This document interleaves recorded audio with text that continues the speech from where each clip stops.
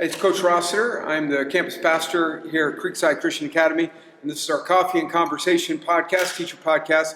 And I have Mr. Moye who is joining me. Mr. Moye is our science teacher. He teaches chemistry and anatomy here at Creekside. And so thank you, Mr. Moye, for joining me today. Glad to be here. All right, let's start off. First of all, Mr. Moye, how long have you been a teacher?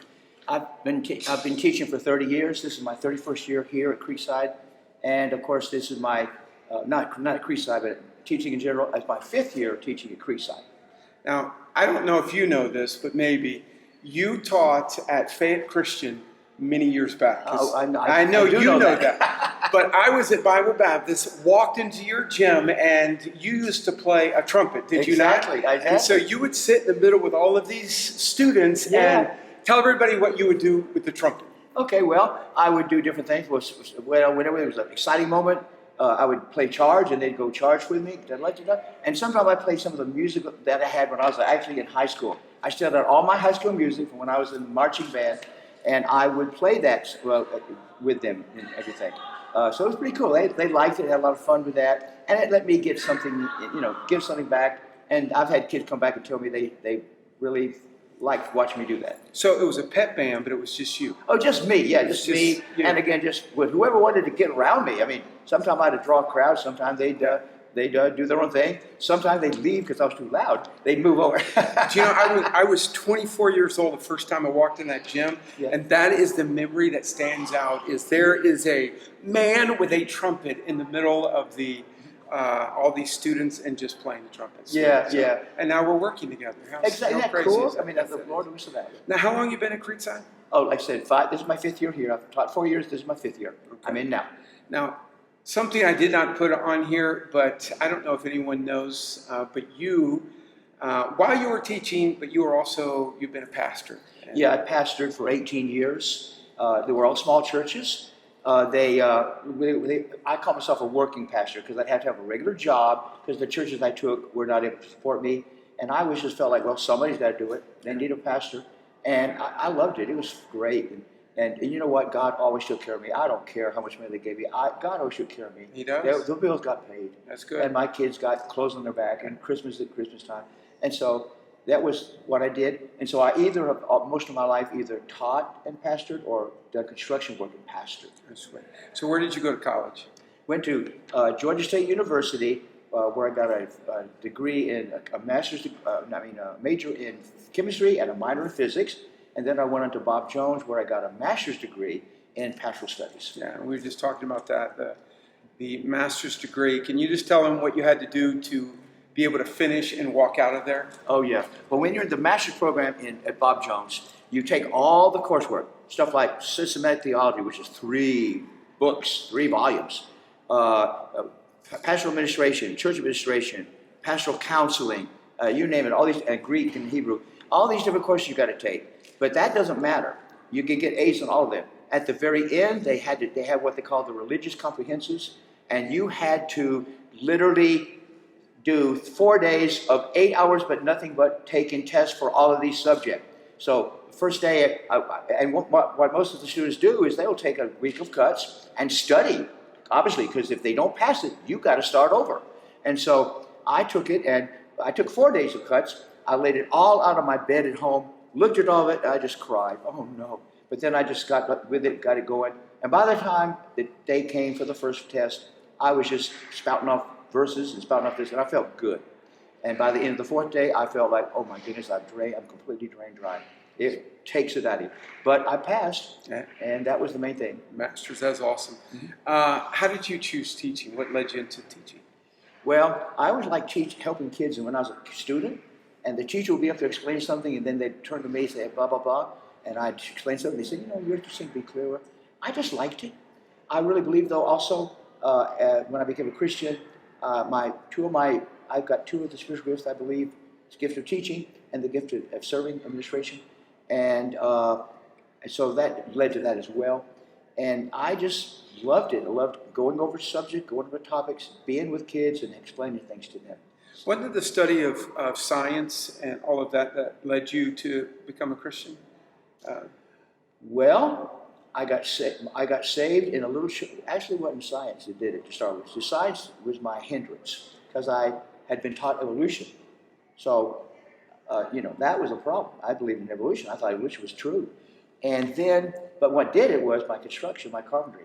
My uncle Pug has a contracting firm, and on my sophomore year of college, I decided to go work for him. Right. And so I went up there and I worked during that summer and enjoyed it. And it just so happened that summer we were working to build the church that my mother and my sister and my brother were going to. I'd been once, didn't care for it, didn't go back. They were meeting in the school. But I went back and actually got to work on the building. And once in a while the pastor would come to see what's going on. So after the summer was over, after working on the building, I kind of thought of it as my building. So I decided I'm going to go back and see what they're doing to my building. And on the second Sunday that I was there, Dr. Gilbert Steno came down from Bob's University. He was the administration up there, and minister with the preacher boys. He came in to preach, that you can know you were going to heaven. And I'm thinking they're out there and out there. I don't believe that. How can you know? Well, anyway, I'd never been in a church where they gave an invitation before. So he preaches. He then says, "Okay, bow your head. If anybody's not saved, raise your hand." Well, I knew that. Wasn't going to lie to him. I was saved. But then he says, "I want you to come up here." Oh, no, I'm not doing that. And so I'm literally standing there. I'm gripping the chair in front of the pew. And it says, all I was thinking was, as soon as they dismiss me, I'm running out of this place and I'll never come back. And I really think that God knew that and told him that. He came down from the aisle. He tapped me on the shoulder, and I surrendered. He came back and preached many times. He never did that again. I think that was for me. That's awesome. That's awesome. So you have two boys, and Yes. so tell us about the two boys and where they live, what they do. Okay, John is my oldest. I don't ask me their age. I have to do the math. John is my oldest. He lives in Dallas, Texas. He's my social boy. He's the one that never met a stranger in his life. And he is actually working for Southwest Airlines, and he's in their, almost like their chat room where they can get in there and actually share information and ideas within the company. That's what he's doing now. So he organizes all that. David is my business-oriented guy. If I need to borrow money, I went to David. And in fact, I did, really. And basically, he's now living in Vancouver, Washington, and he's in finance, and he knows all about finance and risk management, that kind of thing. Yeah. So he's really good on that. And he's an awesome delegator, an awesome negotiator, awesome with people. They have a problem. Oh, the sky's falling. So, okay, let's work it out. And yes, he doesn't get excited about nothing. I fall off the handle of the least little thing. So I know when we have lunch, you always talk about history. You chime in. I know you teach science. We love history. Yes. So favorite person in history? Winston Churchill. Winston Churchill. Winston Churchill. That's awesome. That's awesome. Yeah. So you have been teaching for a while. We won't say long time. But you've been teaching for a while. So what has changed teaching now, the kids today versus maybe 30 years ago? Yeah. Well, first of all, the technology is just completely different. In fact, I'm loving it. When I first started out, I had a chalkboard and a piece of chalk, and that was it. A mimeograph machine that you had to crank. And I kept thinking, oh, Lord, please just give me some more stuff. No school I ever worked at had it. And now we got the internet and all that. That's made such a difference. Now, there does seem to be more of a lack of respect in many of the kids. I taught for 5 years to start with, and then went out of it for a while and decided to go back in it after 5 years. And my wife, who had been in it still during that time, said, be prepared, Louis, you're going to experience culture shock because they're radically different from what they were. So we're living in the end times where things are changing, and I do see where there might be a little bit less respect for the Bible and so forth in our kids than there used to be. Yeah. All right, we're going to transition, and I'm going to ask you some overrated, underrated questions. You ready for that? Yeah, I'm ready. You understand? I'm ready. Okay, here we go. Ready? Lord of the Rings movie series. Underrated. Best series ever. Best series ever. Ever. Really? Yeah. Really? So have you watched them multiple times? Yes. What about The Hobbit? The Hobbit series.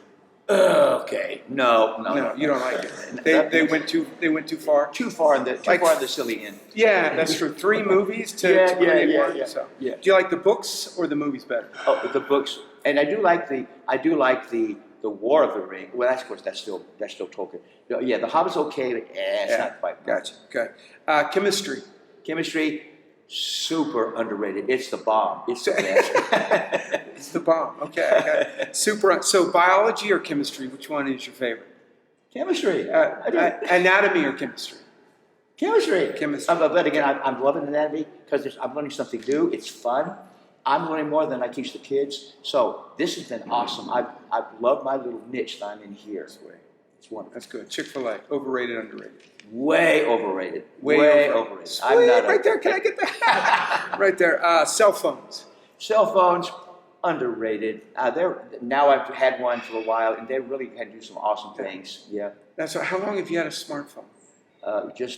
Not even a year yet. Not even a year. Because when you first came, you had the flip phone. Yeah. All right. Reading books.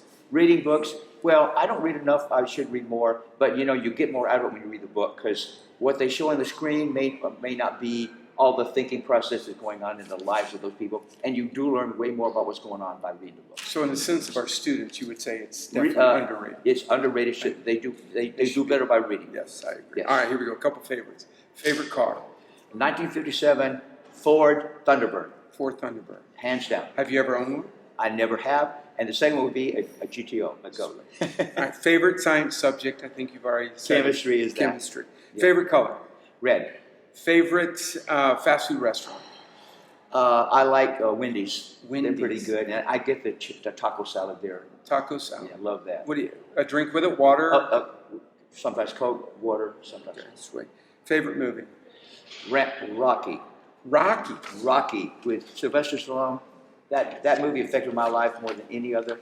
I watched it alone one night on HBO, and watching that guy take that beating, I said, man, to keep getting up, Yeah. why can't I want to be that kind of man. Do you know Mr. Capps' favorite movie is Rocky? All right. Yeah. So he gave me, I'm going to ask you the same thing. He gave me the Adrian at the end, when Rocky's all beat up and he goes, Adrian, can you give me the best impression of Rocky? Yo, Adrian! I need a little bit more passion. More there. passion. I know, Adrian! Okay. I don't think he went up that high. I think it was a little, that's right. Well, he just got beat up. Okay, favorite sports team? Well, it's not the Dodgers. See, I knew it. I knew that was going to come out even if I didn't say it. Why you hate my Dodgers so much? I just like messing with you. I know. It works for me. Braves. The Braves. Now, I know they're not doing well now, but hey, they had the dynasty in the 90s. Awesome. And they'll come back one of these days. But they are in first place. They're in first place. You know what? I haven't been watching this year. They are in first place? I thought you said the Dodgers were in contention. Yeah. Well, they are, but they're in two totally different. They'll eventually. Yeah. We'll eventually beat them in the World Series. Yes. Okay, good. That's good. Dodgers, Braves, World Series. Braves in 4, right? Okay. Favorite time in history, not person, but favorite time in history. Roman Empire. I love teaching about Rome and Caesar and all that. That's awesome. Favorite verse. Let's think of it. I've got Psalm 3:5. Trust in the Lord with all thine heart, and lean not on thine own understanding. In all thy ways acknowledge him, and he shall direct thy path. I took that as my life verse. You don't have to have a flower life verse. Just stick to the basics. If you trust him, it's going to work out. That's good. That's good. Mr. Moye, thank you. I appreciate you taking the time, and you guys have a great day. Thank you. Right. Thank you. Appreciate it, Mr. Moye. All right.